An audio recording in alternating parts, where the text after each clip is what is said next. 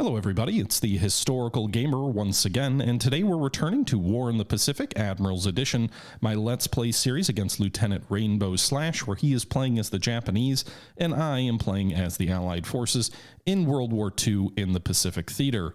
It is April 5th, 1942 in our turn, or in our campaign, and so far the war is going, I'd say, reasonably well for the Allies. The Japanese have yet to subdue the Philippines. We actually drove 2 divisions out of Bataan and were threatening a reconquest of Clark Field. We ended up a little bit shy of being able to do that. But overall, we've delayed them pretty substantially in the Philippines, or at least are in, following the historical timeline. In Singapore, the Japanese were a full month behind schedule. But they are now in the process of conquering the Dutch East Indies, where they're a bit behind schedule there. They've taken almost all of Sumatra. They are in the process of investing Batavia in on the island of Java. We've got a large Dutch force. Oh, we've got some... What? We just hit an enemy subchaser with a torpedo? Oh, God. So the Mark 14 worked once. It hit the enemy subchaser, which feels like a bit of a waste for a torpedo. This thing's probably like 150 tons. But hey, it exploded, unlike most of the Mark 14s. So that's good, I guess. And it's a Japanese submarine vessel that was destroyed. So good for us, right? We're firing more torpedoes. This one at a patrol boat, hit but no explosion. That's the Mark 14 that we know and love, or maybe don't love. But you could see there it did say hit but no explosion. And they're launching depth charges here against us with their patrol boat. Near misses against the Thresher. A pretty active turn already, I would say, though, from a submarine perspective. Looks like the depth charges are detonating too high. We're getting a lot of reports saying that the depth charge detonates above the submarine. So the Thresher fired some torpedoes, but unfortunately didn't gain any hits. Sailfish is firing some torpedoes at an enemy patrol boat, but again, that was a miss as well. I really haven't seen a lot of enemy convoys. I'm not sure if he's maybe just sending them from Busan directly to Japan across that really short sea, but it doesn't seem like he's doing a lot of logistical maneuvers for his economy. Oh, God damn it. Well, there we saw a convoy. There was at least one enemy cargo ship that we fired some torpedoes at, and they missed. So you can see here their patrol boats are dropping depth charges on us after our failed attack against that enemy cargo ship. We'll go ahead and fast forward here. You can see we fired 2 torpedoes at the Soyun Maru, a Japanese AK or cargo ship. Those torpedoes missed, and then the patrol boat Zosen Maru attacked our submarine, but didn't get any hits, didn't do any damage here. So yes, our submarines are off the coast of Japan right now. Does it do that for every engagement, Das Flesh? I mean, it shows you every time any ships engage, you do get like a combat result like that. Yeah, it is jumping across things really fast right now. This is basically the recon phase. I can speed things up even more just by hitting the escape button, but things do occur really quick. It looks like he's doing a fighter sweep over Pegu, oh, I thought this, okay. So it looks like he's doing a fighter sweep over Pegu, not Rangoon, where the bulk of our fighters are based out of. I think we've got like 16 fighters based out of Pegu, and they're all Hornets. Not Hornets, they're all Hurricanes. So these must be some Warhawks that bled off from the cap from Rangoon further east, and they've been lured into an engagement against 32 Japanese Zeros. You can see you get combat information down here on the lower right. You can see it does jump through this pretty quickly. You can slow it down, but with the sheer amount of stuff that's going on, frankly, guys, on a stream like this, I don't usually want like a 40-minute combat result per day. So I don't generally make it super slow so you can follow everything, but it gives you information about, Zeros are diving to attack, or, they fire from behind at a range of 2 against a P-40 Warhawk. The Warhawk's hit, the Warhawk's engine cuts out, the Warhawk's destroyed, those kind of things. But at least only 3 of our fighters were engaged there by 10-to-1 odds by those Japanese Zeros here. And so we said we lost 1, we may have lost more. We've got some fighter sweeps and bombing attacks going on at Batavia, where the bulk of our troops on the Dutch East Indies are located. You can see here they're bombing the runway with their G3 M2 Nels out of what I'm assuming is Palembang here. 8 Nels damaged by flak, 2 runway hits, 2 airbase hits. They were bombing from 20,000 feet. We've got another 15 bombers, 9 Bettys, and 6 Nels coming out of probably Bandar Jasmine here on the western coast of Borneo, based on sort of this red line that tells us the direction that they're coming from. No fighter escort for them. They did damage a few aircraft on the ground. 6 airbase hits, 10 runway hits. You can see we had a P-40 DO-24K and a B-25 Mitchell, all damaged on the ground.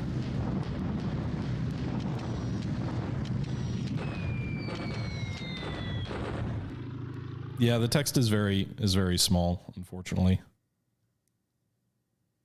I don't know. I mean, I'd have to like compress it to like an 800 by 600 resolution, I think, for you guys to see it while I'm playing it at a 16:900 window.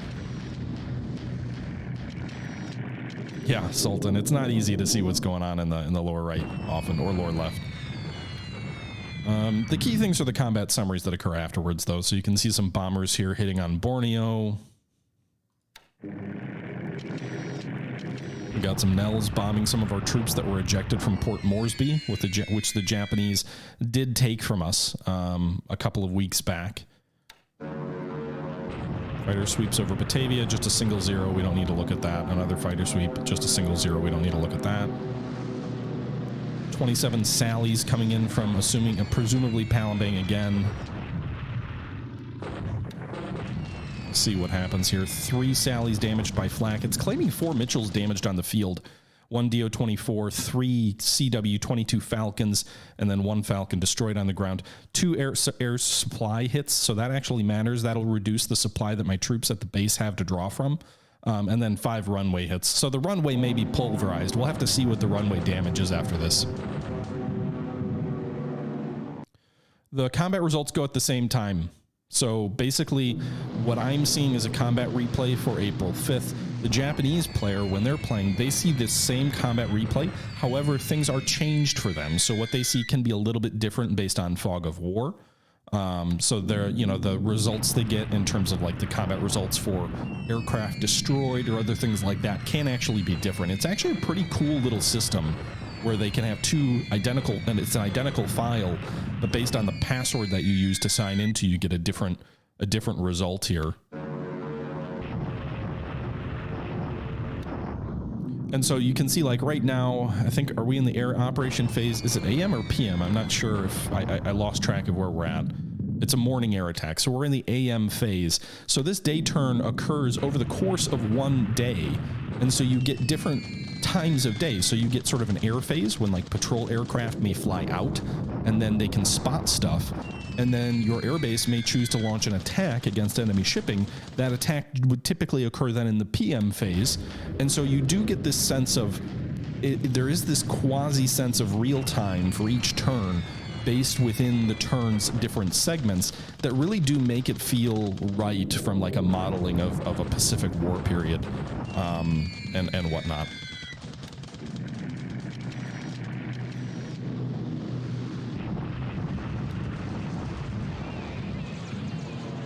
Do offensive pilots overestimate damage? I don't know if offensive pilots overestimate damage, but there are definitely going to be discrepancies between what your pilots claim they shot down and what they actually shot down. So fog of war matters. You can even have fog of war in terms of like ships being sunk. So we put a torpedo into the side of a Japanese heavy cruiser, and for a long time the game told us that we had sunk it. And then I think 6 months later I went in and I looked and it's like, nope, it doesn't actually think we sank it anymore. So shipping results, all sorts of things are impacted by fog of war in here, where you get bad reports and bad data. It usually gets sorted out over time. I think a ship can be reported as sunk for like up to 180 days, but I'm not sure if that's the exact amount, where you think it was sunk, but it wasn't really. We also claimed, I think the battleship Fuso sank from an internal explosion. Which that can happen, by the way, when you're reloading ships. It's a very low likelihood. It's like a fraction of a % likelihood, but it can happen where ships like explode for random reasons, like they're loading their magazine or something like that. And so that is something you have to think about. You can see here Japanese Betty bombers are hitting some cargo ships of ours that are trying to unload their supplies at Darwin. They are carrying torpedoes. In our last turn, they were carrying bombs. So he must have decided to equip them with torpedoes, which cost 100 supply per 10, I think it is. But you can see here a couple cargo ships here. It looks like the Palawan and the Escalarde both hit by torpedoes and sunk. That's 12 Bettys flying against them. I think we can get some P-40s into Darwin here to fly some fighter cover over those ships in our next turn, but we'll see.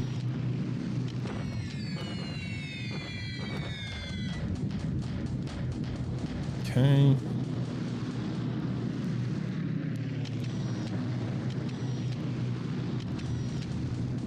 It's April of 1942, Sultan. The Japanese are on the offensive and the Allies are not yet. Sea Raven firing on another patrol boat here off the island of Celebes. No hit there, unfortunately. So another submarine attack. This one in the day doesn't do us any good. And you can see here the Japanese did not attack us. They didn't discover our submarine, I guess.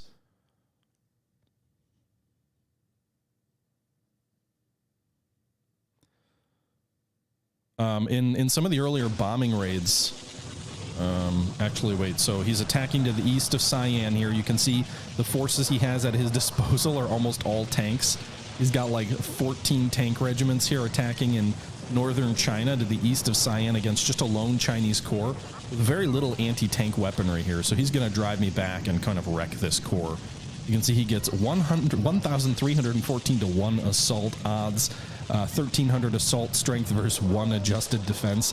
The Japanese lose 10 casualties, 1 squad disabled, 3 non-combatants disabled. The Allies lose 351 squads destroyed, 133 non-combatant squads, and 76 disabled, 32 engineers, 41 guns, 41 of them destroyed, 1 unit retreating. This corps was completely overrun by Japanese armor here and has driven them within 90 miles of Cyan itself, which is a key base in northern China. We're in the process of evacuating Cyan, but this corps, unfortunately for its sake, this corps is a rear guard corps, and so they're holding the position. Meanwhile, the Japanese continue to bombard in southern China at Guilin, where they really don't have the strength, I don't think, to drive us back here. They have deployed 5 divisions and a mortar battalion, as well as 2 Army headquarters units. Our defenses consists of 3, 4, 5, 6 corps, and then 3 fractions of corps, so really more like 7 corps. Chinese corps don't match up well against an individual Japanese division, but on the defensive, with good defensive terrain and with entrenchments, we can hold our own. And you can see here, this bombardment didn't actually go well for them. In the bombardment, they lost more to counter battery fire than they did in terms of damage. And so you can see here the Japanese at Guilin have about 12,800 troops participating in the bombardment with 142 guns. The defenders, meanwhile, 63,973 troops, 357 guns. This isn't their entire force. They have more than 12,000 troops, but these are the troops that were involved in the bombardment. Japanese attack at Ambon here. The 65th Japanese Infantry Brigade is attacking the Dutch garrison, as well as the Sparrow Battalion, which are some Australians that we threw into the fight. They reduced the fortifications to 0, but they do not manage to take the base here. 1-to-1 assault odds. Fort level was already at 0. They lost 12. We lost 177 men, so we are being ground down, but at least the base holds for another turn. Deliberate attack at Tigilap here. The 24th Japanese Infantry Regiment and 62nd Naval Guard Unit is attacking the 5th Dutch Coastal Defense Battalion and the Tigilap base force. They've got a pretty healthy advantage there, but the fortifications at the city are level 3. The Japanese get 1 to 2 assault odds, so they are actually drubbed back a bit. 194 Japanese casualties versus 69 defenders, 19 squads disabled. We lost 3 squads destroyed, 10 disabled. So that battle went in our favor at Tigilap here on the western coast of the island of Java. And then a Japanese deliberate attack at Cebu with a bunch of naval guard forces here. These are sort of small naval infantry detachments. They've got 6 of them fighting against the 81st Filipino Infantry Division and then the Cebu base force here. We'll go ahead and fast forward. You can see they did get 2-to-1 odds. They did reduce the fort from 2 to 1. But casualties are pretty even across the board. 2 Japanese squads destroyed, no Allied squads destroyed. 42 Japanese squads disabled, 32 Allied squads disabled. We did lose 1 non-combatant squad destroyed and 2 disabled. They lost 1 disabled. So it actually says we lost more in the way of casualties, but in the way of like permanently lost units here, they lost worse than we did there. So a couple of nice defensive fights there. I'd say Cebu went reasonably well for us, and Tigilap went very well for us. We'll have to jump in and take a look. But what I was saying earlier is that if we had gone back to the Battle of Singapore, we have not lost a battleship yet. The Japanese did lose a battleship. They lost the Haruna, and against some biplanes of ours putting torpedoes into her side. And they also lost like 200 aircraft at Singapore while we lost like 100. So we definitely won the air war over Singapore prior to the base falling. So we have given them their bloody noses, but we're still at the point in the war where, you know, on an average day-to-day turn, the Japanese are going to get the better of us. But that doesn't really matter as much. Our production capacity vastly outstrips theirs. We can replace aircraft and pilots much more easily than they can.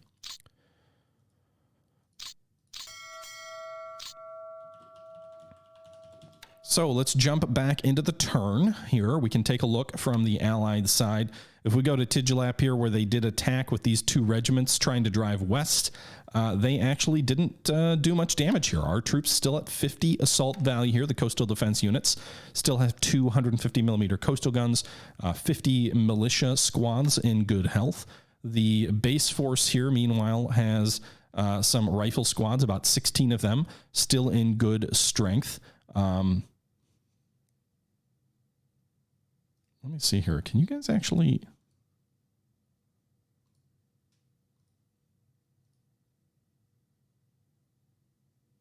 I'll have to see about the text here, because that doesn't look great on the screen here. It looks kind of like it's probably a little bit difficult for you guys to see. I'll have to see if I can make that better in a future stream. In any event, no, I have not seen the Yamato yet in game. I'm not sure if she's commissioned yet. Is she commissioned by April of 42? Probably. But she doesn't start the war off as commissioned.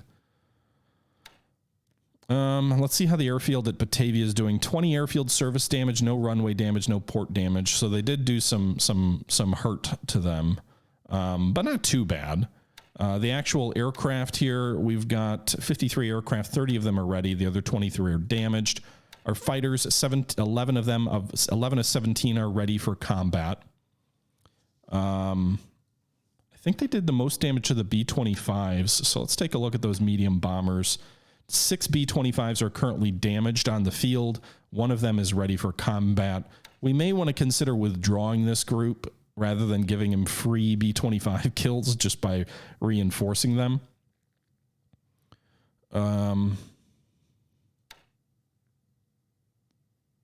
Let's see here. There's a little bit of variation also, guys, like in reinforcements arriving. The game lets you set up to like 60-day variants from historical dates versus reality, just to add a little bit of complexity. But the Japanese can tweak some of that by modifying the economy, because Japan actually controls their entire economy from resource production to heavy industry to down to production of individual airframes and engines for aircraft. Japan has to manage all of that. Shipping, they don't have as much control. They can sort of prioritize things, but they can't lay down new ships because realistically by 41, Japan didn't lay down any major combatants, I think, outside of some of the aircraft carriers that would have been commissioned or completed during the war. They didn't lay down any heavy cruisers that were finished in the war. They didn't lay down any battleships during the war that were finished. I think even most of their carriers were laid down before the war started. Some of the ships might have been converted.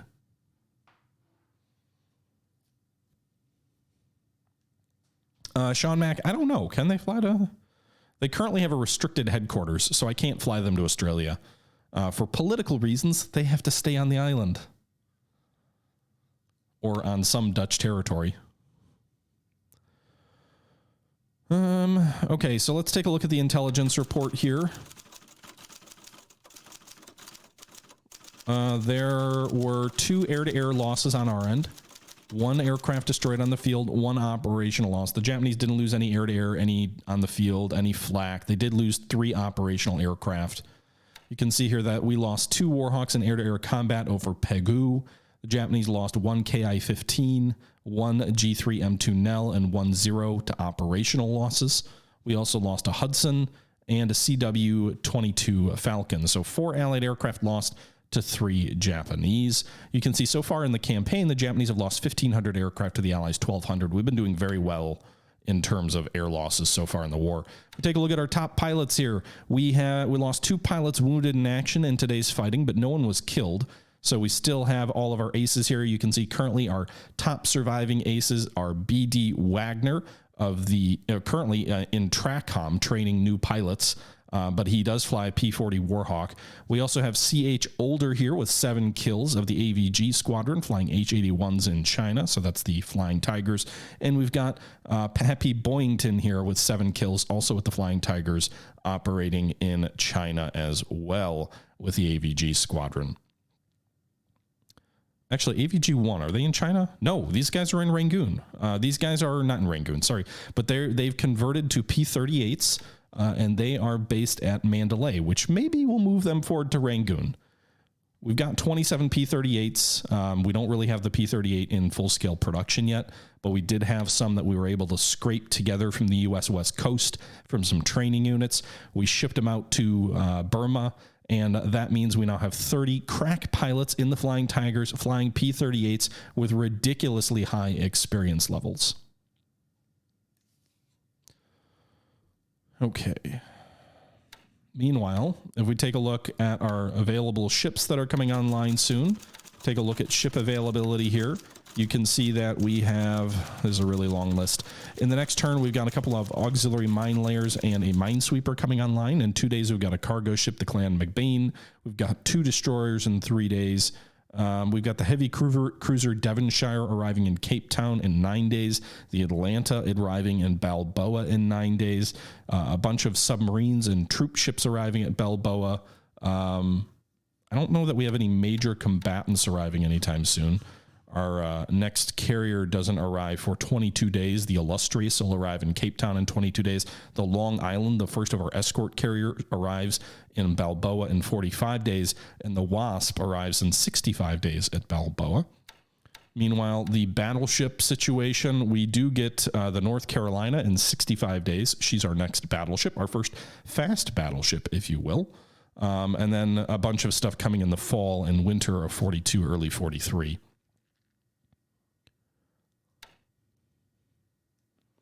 If we take a look at the situation in the Bay of Bengal or the Andaman Sea, you may remember a few turns back, we spotted Japanese carriers at Singapore, I think.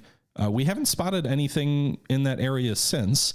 We did have some intelligence that some Japanese engineers were on their way to Port Blair, but so far we have not spotted anything with recon flights. So maybe they're refitting, maybe they're waiting to get going. I'm not sure. If we take a look at our intelligence, or this is our operational reports. If we take a look at our SIGINT here, do we have anything interesting? Some division located in Shanghai, some troops at Rangoon, someone's planning an attack in Kaigan, which we know because they attacked there not that long ago. Anything about troops in motion? I don't see anything.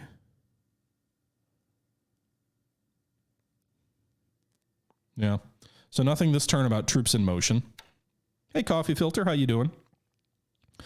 We do have our carriers in motion. So we've got 5 fleet carriers, the Indomitable and the Saratoga in one task force, the Enterprise, Yorktown, and Lexington in another.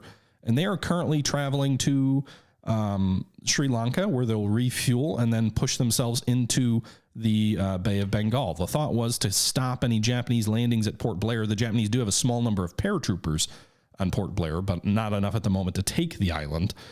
So the thought was if they were going to be deploying large forces there, we'd bring our carrier up there and maybe stop them.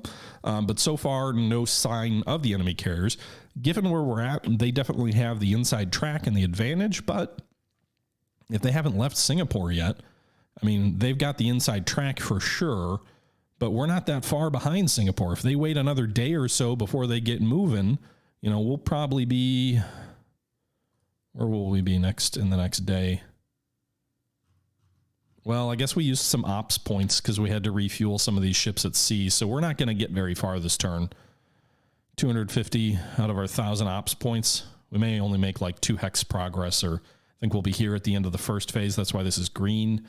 and then probably up here by the second phase. So we're still going to be a little bit behind. So we'll have to see. In any event, though, we're making progress there. We did bring more ships into Rangoon this turn, so we're unloading some medium artillery units here at Rangoon. So we've already got some of them off the ships. We're unloading a few more. It is, where is this artillery unit? That should be useful, by the way. It's the 8th Medium Artillery Regiment, which has 5.5-inch artillery guns, 16 of them. And then it's currently still unloading about like 12 of its motorized support, but I have decided to start moving it south toward Pegu. We are also sending the 6th Burma Rifles Battalion, kind of a worthless battalion, across the river here toward Molmun. They're going to get completely shattered by the Japanese defending force, but we'll get some intelligence from their attack about what the Japanese actually have here to see if maybe we can launch an assault across the river into Molmun to try and short circuit any Japanese drive into Burma by taking that key base. They can easily flank us. If we take a look at the road situation here, if we get pushed off this river line, then they can move east and then quickly link up north of Pegu and then also cut north toward Rangoon. So they can cut the bulk of our troops in Burma off in the south here. If they make that progress, they can also advance west from Chiang Mai across these mountains a little bit slowly, but they can make it in here and then do the same thing. Intelligence of Chiang Mai at the moment, quite a few units, but not a lot of troops. A lot more troops at Molmun. So it'd be nice to give them a bit of a bloody nose and slow down any offensive into Burma. I think the real place to kind of have our eyes open right now is in China. This large Japanese sort of armored offensive here, these 18 units driving west, chasing some of our own troops. We are trying to pull out here. So we did have that one corps that was absolutely wrecked. The 76th Corps absolutely wrecked here. We do have 3 other corps that are trying to pull west to get back into Cyan. Those guys will actually be there this next turn. Well, there'll be one more hex closer next turn. And then my hope is to get them into Cyan and then drive north. The Japanese are pursuing us through the mountains here because we did have 2 units to the southeast of Cyan that were blocking the advance to Cyan. I pulled them north because it seemed likely that these Japanese armored forces would race west more quickly than we could move north and cut our troops off. So we did pull those troops north out of Cyan. We have a lot of troops here. Some of them are moving. Some of them are a rear guard force. So we have about, 5 corps here currently. The 80th, 92nd, 1st, 93rd, and 4th Chinese Cavalry Corps, which make up a pretty strong formation here. About 700, 1,000, 1,300, 1,500, about 15 to 1,600 assault value that are currently sitting in Cyan as a rear guard, while the rest of these troops try to pull north. So those troops will hold in position for the moment. It is clear terrain, which is bad from a defensive perspective, but we are at a level 3 fort, and we're actually not far from a level 4 fort, so we might be able to get to a level 4 fort to deal with these Japanese troops. Honestly, I think if these guys don't pursue intelligently, if these 4 units race into Cyan by themselves, I might be able to quickly turn around and launch a counterattack on them and maybe drive them back. I'm not sure. It's clear terrain. That may be a bad idea, but it's unlikely they'd be able to take Cyan until both of these units arrive. And these other 3 units here further east are a further 46 miles away. So we've still got a little bit of time. I am pulling troops into the mountains here to this crossroad section, actually. So this is a rough terrain. This is a mountain hex, and so what we're going to do is we're going to form a defensive line here across these 3 mountain hexes to guard the defenses west if they try and cross this mountain range and then head in toward Chongqing, or if they try and push north toward Langkao and some other key objectives in the north. So we are trying to form a strong defensive line here in this rough terrain, but we've got to pull our troops north to those objectives. I have not had a carrier battle yet, Sultan. So we have deployed our carriers to Singapore when we still held it. We deployed all of our aircraft into Singapore, shot down like 90 Japanese aircraft that were attacking that turn that didn't have very many escorts. And then we also did launch a carrier raid, I want to say like 2 months ago in game time. It was probably like February-ish. We launched a carrier raid. I think it was in Tarawa. And then did we launch a raid? I want to say it was against Tarawa and then maybe Kwajalein, but I can't remember. It was in the Marshalls and Gilbert's area, and we sank a couple of ships and did some damage out that way. We also did at one point launch a carrier raid against Midway, which has fallen to the Japanese as well. So we have used our carriers, but we haven't engaged enemy carriers with them yet. Sean Mac, CAGs are off to the west of Coast at the moment here, transiting north toward Burma. We also have the Hermes somewhere around here, bringing an extra Marine squadron somewhere. But we've got VMF 221 on board the light carrier Hermes, which otherwise has no air group at the moment. And they are moving north. Did I say east? I meant west. Oh, no, you said east. Yeah, Midway fell. Oh, well, doesn't really matter. It's kind of an isolated base. All right, so the Japanese have taken New Caledonia, as you all are likely aware, as well as Espirito Santos, but we have stopped further drives south from them. Norfolk is a little bit exposed and could be taken, but that would be kind of out there isolated on its own. Fiji seems like a likely target for them, but we've built Fiji up to be pretty strong. We've got several divisions here at Nadi on the west coast of Fiji, and then we have a couple of good American and New Zealander infantry regiments in Suva itself, as well as building up the forts. We also have some strength at Pago Pago, a couple of regiments here, Marine Regiment and Infantry Regiment.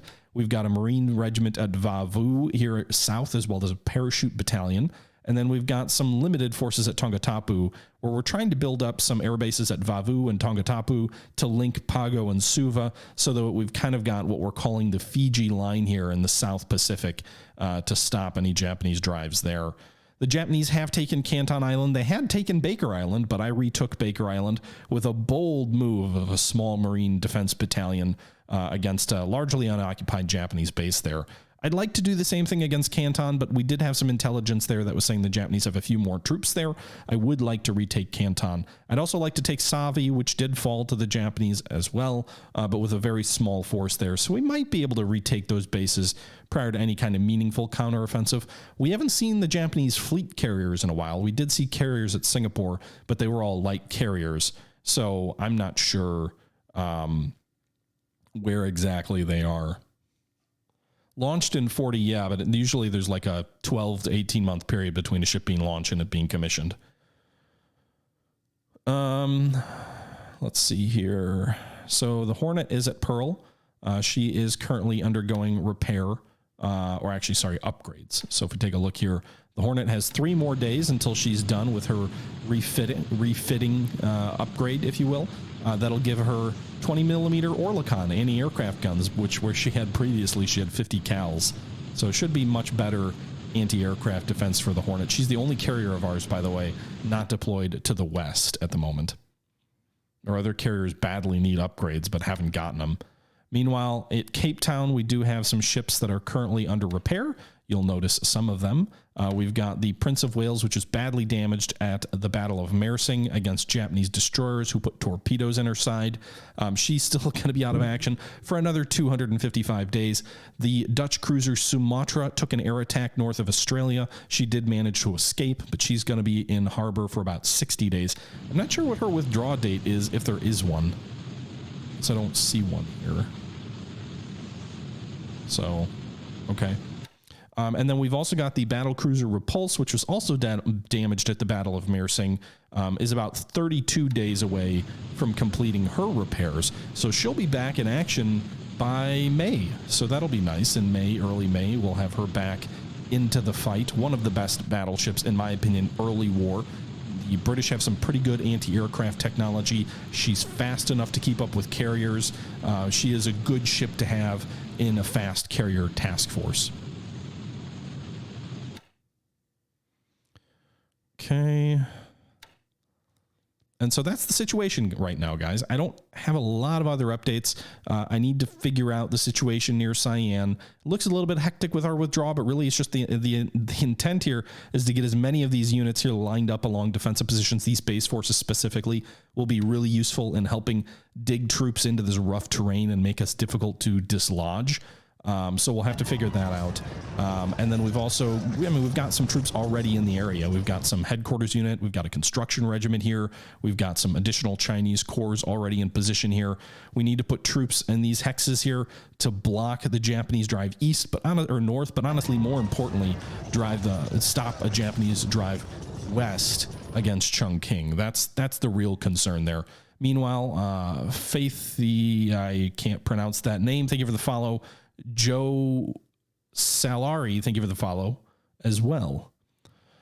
So that's the situation there. We did see a notice this turn actually saying that Chikikong completed level 5 forts here. So this is an incredibly strong position here, which means we can probably pull some troops out of here. The Japanese have what I think are 2 divisions opposite this river. They took Changsha and drove sort of into central China, but we've got rough terrain here, which gives us a ×2 defensive bonus. But then we also have level 5 forts at Chikikong, which make this a very difficult place to assault because it's on the other side of a river. So what that means is when you cross a river into a hostile hex, your troops instantly are required to launch a shock attack, which gives you a much higher attack value, but also risks huge casualties.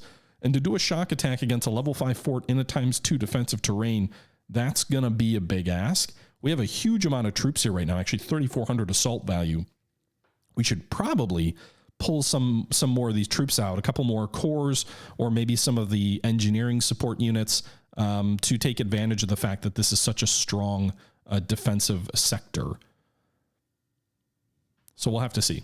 We have already pulled some units out. We've got some construction regiments heading west. We also have some infantry corps. We've got 2 more corps headed south toward Guilin to reinforce the troops here, where we've got about 2,200 assault value in this base, where the Japanese are launching attacks with these 8 units here with no real hope of doing anything. I don't know if they're just trying to fix us in position. You know, maybe they're going to make a play for Lu Chao and try and drive up this rail line north toward Quyang.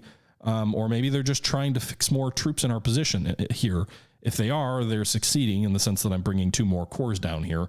But right now, I don't think they have any chance of taking Guilin unless they've got additional reserves coming up somewhere. Karunaga, thank you very much for the follow. So we'll have to see what to do there. We do have a few... Wait, those are Hawks. 11th Fighter Squadron has 3 Hawks. Okay. Tomago 2004, thank you for the follow. We do have some Flying Tigers here somewhere. 5 H-81A4s of the 2nd AVG Squadron. We could look at upgrading these guys. We've got 16 Lightnings in reserve. I don't have enough to do that. But we could give them P-40 Warhawks. I don't know that I want to do that. They have to withdraw before too long. And then we also have, I think, some at Cyan, right? Yeah, we've got a fair number of aircraft at Cyan. 7 H-84s. His air action in China has been kind of surprisingly light. I would have thought he would have been hitting our troops with aircraft to try and delay our withdrawal, but he hasn't really done much of that yet. Texas Aggie in Kansas, thanks for the follow as well. So, yeah, that's the situation right now. Again, I think, actually, is it going to be this next turn? No, probably 2 turns from now is when the 6th Burma will cross the river into Molman. So that'll probably be May 7th, I would guess. Meanwhile, at Batavia, we have not been able to make any more progress toward level 4 forts. We're at 92%. A level 4 fort would go a long way to helping us hold out, but he has been bombing us pretty aggressively here, which has prevented us making any further progress on these forts. We need about 8 more days to get our forts up to level 4, but I'm not sure we're going to get that. You can see his large force here. Actually, not a large force, just 2 units, but probably 1 full division is going to arrive at Batavia in the next day or so. I'm curious, though, if a full Japanese division arrives at Batavia, but it's just 1 division with like 400 assault value, the Dutch troops kind of suck. Are they so bad that they couldn't counterattack and drive the Japanese back?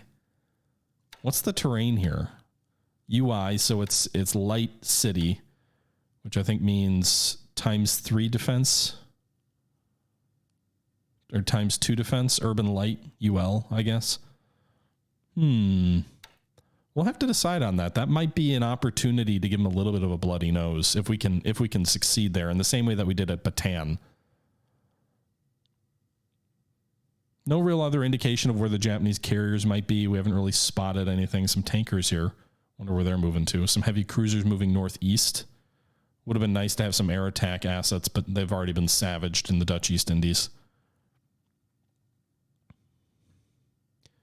Ambon held out for another day, but these guys aren't going to hold out for much longer. The Sparrow Battalion has no more supplies, so if they get attacked again, they're in trouble.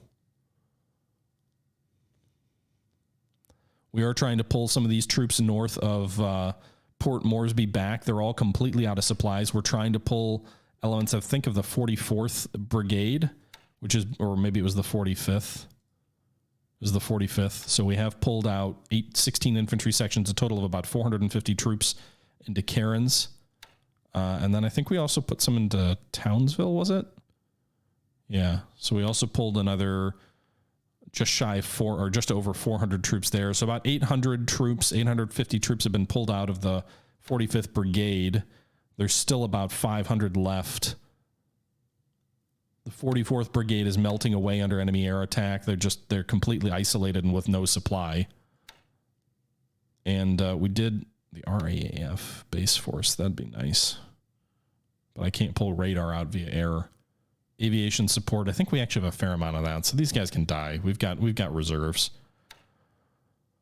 And we also did pull elements of a Port Moresby company or brigade out as well via air. So you've got the Port Moresby Brigade, which we evacuated about just shy of 600 troops there. And then also some independent companies of troops. Also the 7th RAA Coastal Artillery Regiment. I want to say parts of that have been pulled out. Or maybe, yeah, I'm not sure. These guys can die. Whatever you say, General. Yeah, I mean, Arrow, listen, I am basically, the game makes you Nimitz while also giving you the work of all of his staff. But, you know, it is what it is. That's just the reality is sometimes some troops are expendable and you just have to deal with it. In terms of our assault value or our units here, the 7th and 9th Marine regiments have arrived at San Diego, but I don't have any transports to pull them to the front at the moment. The 138th Separate Infantry Regiment could also be unlocked here for 419 political points. We've got 1,933 stockpiled. I was planning on using the bulk of those to unlock the 27th Infantry Division, which is currently restricted to the West Coast. But for 1,500 points, I can unlock it, which maybe we should, and then start equipping it with better troops, use the supply bonuses in the U.S. West Coast. I am planning on transporting them to San Diego. Maybe once they get to San Diego, we'll use those points. Actually, that would mean I've got enough points to do both the 27th Division as well as the 138th Infantry Regiment. It's 419 and then 1,500. You get 50 more every day. So we could do that. We could probably unlock both of those units. The 115th Cavalry Regiment, heavy weapons, is not a unit that I can do anything with. They're locked to the West Coast permanently for political reasons. The Rocky Mountain Ranger Battalion is a Canadian infantry battalion, largely with just Canadian militia troops, which we could also use in the Pacific. We need to pay 124 political points to unlock them. The 151st Combat Engineer Regiment's already unlocked. The 194th Tank Battalion of ABDA was reformed on the U.S. West Coast and is currently in the process of equipping itself. It has 21 M3 Stuart light tanks, and it is pulling reinforcements from the pools. I don't know how many M3s we have currently, but you can see here we are reforming this unit, and you know, armored units are, God, are they valuable. The Japanese have a real tough time destroying them. Rifles of Canada Battalion, Canadian Infantry Section here. It's a small unit, might be useful as an island garrison, only 30 political points. They're currently sitting there. But again, the problem is at the moment, I don't have the troops or I don't have the ships at the moment to send these guys off. So that's the problem. We got 37. Oh God, these guys would be useful in Burma. If I could get these guys to Burma, these are towed tank destroyer battalion. They've got 36 37 millimeter M3 anti-tank guns, or if I could somehow get them to China, but that seems unlikely. But those anti-tank guns would be real useful against any Japanese army assault and would probably run havoc across Japanese armored units. Winnipeg Grenadiers. These guys were a unit that was destroyed maybe at Hong Kong, and I reformed them, but I don't have enough Canadian infantry sections to get them up to strength at the moment. I think there's the M3 Lee, which is a medium tank, but there's multiple M3 variants. If we take a look at our pools here, if we go to our aircraft replacement pools, we take a look at what's in here. Let's exclude the Soviets because they're not relevant for the moment. And we take a look at what's in the pool. We've got, I thought I excluded the Soviets. We've got 47 Helldivers, 44 P-40E Warhawks, 44 Fulmer 2s, 39 Warraways, 38 A-24 Banshees, which are Army versions of the Dauntless Dive Bomber, 32 P-400 Warhawks, 29 F-4s, Wildcats, 24 Vincent 1s, which are Valdbeasts in the New Zealand service, but without torpedoes, 24 Hudson 3 long-range aircraft, 22 Sock 1 Seagulls, 21 Dutch PBY 5 Catalinas, 20 F4 F3 Wildcats, 20 CW-22s, and 20 Mohawk 4s. So we've got actually pretty healthy replacement pools at the moment for our aircraft.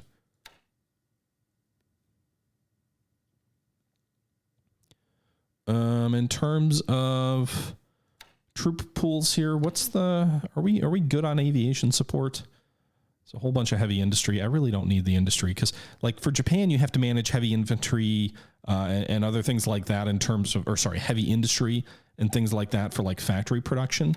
But you don't really have to do that for the Allies. That's all kind of automated. So can I? Factory and machine. I guess we'll exclude that stuff. And then exclude Soviet stuff. All right, so what do we have in pool? We've got a whole butt ton of naval support, so that's something we've got way more than we need. 4,300 naval support, 3,800 engineers. Hell yes. And I don't think the game differentiates between American engineers and Chinese engineers. So that's good when our Chinese units take casualties and engineers. They've got plenty that they can pull from the pools. And you can see they are. We've used 239 replacements out of these pools for all three of these sections so far. We're building 1,200 a month. 40 were used last turn. So it's a lot. Meanwhile, we've got 804 Chinese rifle squads currently in the pool. We've used 602 so far in the war. 12 of them were drawn last turn. 71 have been produced so far this month. We're building 350 a month. 486 motorized support. The 50 cal or 1/2 inch anti-aircraft machine gun sections. Engineer vehicles, we've got a bunch of. That's also really valuable in terms of building defenses up. 75 millimeter field guns. I think those are the Chinese. Maybe not. If I do just, if I hide everything but Chinese stuff, they can pull naval support, engineer support, rifle squads, motorized support, engineer vehicles. 161 Chinese cavalry squads currently in the pool. They've got 50 90 millimeter M2 DP guns. 34, 37 millimeter M1A2 AA guns, a bunch of mortars, some aviation support. We don't actually have that much aviation support, so we've used 2,300 so far in the game. We produce 600 a month, but boy, do we use it up real fast in a lot of our units that I'm sure are growing and being deployed. But we need that. Yeah. How's the Enterprise doing? Enterprise is fine. Enterprise is currently west of the Coast Islands. She is in a task force with Vice Admiral Wilson Brown, leading the Lexington, Yorktown, and Enterprise carrier groups, but also being followed by Rear Admiral Raymond Spruance's task force, including the Saratoga and Indomitable, the Indomitable being the British carrier, and these guys are all sailing north. So Lexington here, you can see it's got just shy of 20 Wildcats. We really need to increase the air groups on some of these carriers. There's a little bit of a buffer here. We've got like 20, I guess 12 more aircraft that we can increase in some of these groups, but we really need more fighters if we can. So that's why I was pulling that Marine group on the Hermes, but they're a little bit behind. So we'll see. But they are sailing north at the moment. Fletcher was a good admiral, Neuhauser. Fletcher was a good admiral. Come on, man. I'm a Fletcher fan.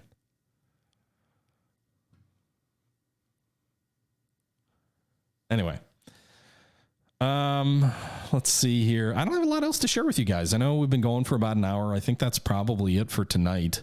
But there's not a lot of other like critical things this turn. It was a very active turn from a submarine perspective. We take a look at ships sunk this last turn. A couple of cargo ships, the one Japanese sub chaser, kind of laughable actually. Our ships here currently have 2,000 supply on them, so they've unloaded quite a bit of their supply to Darwin here. So there's a little bit still on these ships, but about half of them are completely empty. 2 of them sank. Darwin is up to 12,000 supplies, so they got the supplies into Darwin that they needed to. We could transfer these 14 Kitty Hawks to Darwin to give them a little bit of a cap if the Japanese are going to come at this troop transport convoy, or not troop transport, but this supply convoy again. What do you mean you can't reach? Oh, drop tanks unavailable. I need the drop tanks. Oh, fuck. Can they get to Windenman? All right, so maybe I can't fly cap over there this next turn. Long range cap, they've got a range of 4 for normal radius, which is going to be outside the range of Darwin. Darwin's 7. So we're going to have to wait because I don't have the supply to get drop tanks. That's the issue. So the base's supply levels are too low. So we're going to have to wait another turn, which probably means by the time the Japanese launch another attack on us, I'll have lost a bunch more ships. Ah! The experience on the CAGs, I mean, it's about what it was before.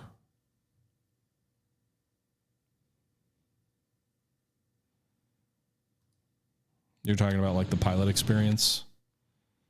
British one's not so great. American pilots, they've got like 70 experience, I would say, on average across the board. So they're among our best air units. These guys are repairing these 2 Kitty Hawks that had to stay behind. They've got the aviation support to do it, so it'll just take a few days.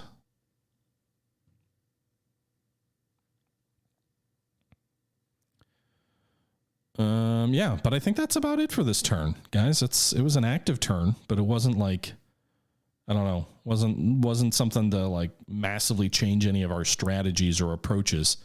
So I think overall, it's just about sort of maybe we'll see if we can throw a cap up over Pegu. If he wants to throw 30 zeros at Pegu, one thing we could look at doing is we've got 100 fighters at Rangoon, 123 fighters, 96 of them are ready. One of our groups is upgrading to Kitty Hawks. I think these guys had Buffaloes. So these guys were the group that was at Port Blair. I pulled them back to Rangoon and then upgraded them to Kitty Hawks. So these guys will be able to be in much better aircraft in the very near future rather than the Buffaloes that were flying before. So we've got, we're increasing our strength at Rangoon, but I'd love to throw maybe like 80 fighters at the Japanese at Pegu, get some of these Hurricanes up into the air here, these 16 Hurricanes, which took the day off. They can dive on zeros because they've got better altitude ratings than the zeros. Maybe we can give them a little bit of a surprise or a bloody nose there. The USS Fletcher? No, they're talking about the Admiral Fletcher. It is a ship, the USS Fletcher. I think it was named for his dad, right? It wasn't named for him. They're destroyers, right? Fletcher class destroyers. I don't know when we get our first one.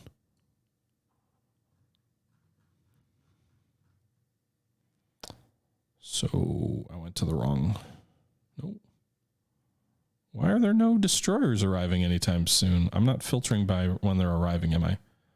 No. Okay. Hey, we get the Foxhound, not the Greyhound. For a second, for whatever reason, I was thinking it was the Greyhound. I'm assuming the Meade is named after General Meade, but I could be wrong on that one also. We get a lot of destroyers. It's hard to keep track of them all. But with that being said, guys, we're going to go ahead and wrap this one up. I hope you guys enjoyed yet another episode of War in the Pacific, Admirals Edition, in my Let's Play series against Lieutenant Rainbow Slash. And until next time, as always, this is the Historical Gamer saying thank you very much for watching. And until next time, I'm out.